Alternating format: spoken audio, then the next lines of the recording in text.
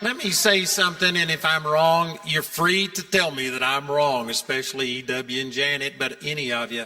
But I think that certainly there is racism. There are people that hate others because of the color of their skin. Like you said, we got knuckleheads here like anybody anywhere else. So racism does exist, but I think one of the things that exasperates this is that as a whole, the black community believes what this Democratic says, that it is systemic racism and that all whites are racist, even if you don't know it, that you are racist. And so there is this chip on their shoulder.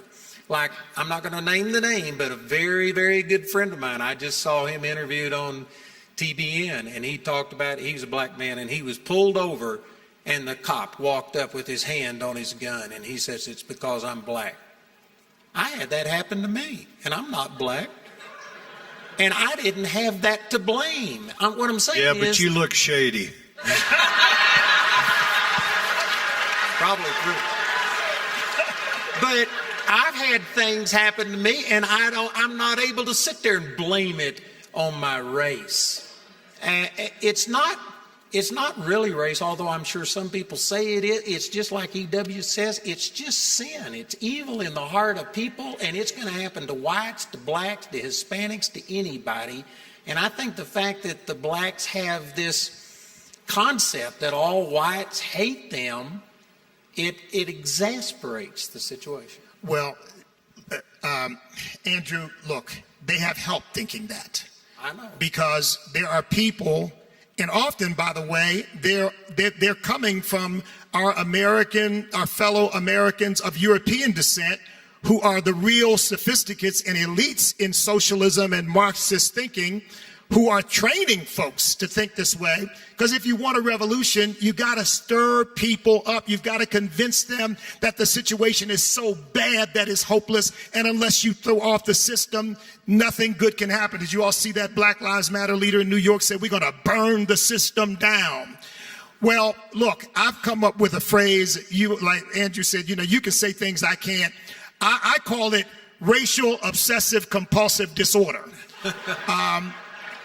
When you see everything through the lens of race. And this is what they want. And you're right. And people like me have to step up. I've had people complain to me when I've said, you know what, I'm 68 years old. I have never had a bad interaction with a cop. Not once. And I got a little bit of a heavy foot from time to time on the gas. And so I've been pulled over a few times. And I say, my only concern is he going to give me a break or give me a ticket? Not, is he going to hurt me? Is he going to kill me?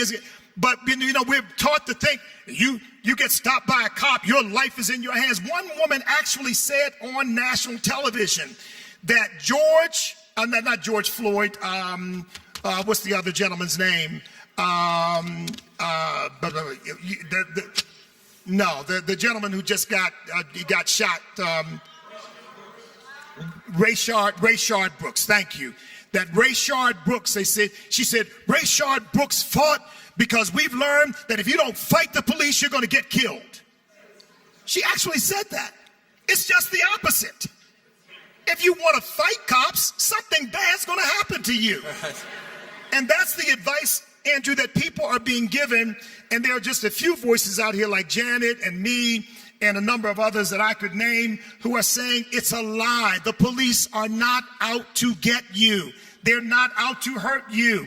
If you treat them with respect, they will treat you with respect. But let me say one other thing. I want to get this in. The Bible says where there is no vision, the people perish. And what we want ultimately, Andrew, is for every American to have a vision that evaluates things on the basis of what they are, not on the basis of our internal obsessive ideas about things. So right now, for example, I don't care if a black person shoots at a cop. If he gets killed in that interaction, it's racism. It's by definition, it's racism. Well, maybe the cop was actually trying to save his life and the lives of others. But we're not even allowed to evaluate it on the basis of what actually happened because race poisons and perverts our ability to do that. And my vision for our country is to come to a place where we just see each other as individuals, see every situation as an individual situation to be evaluated on its own merit, Amen. not on the basis of race.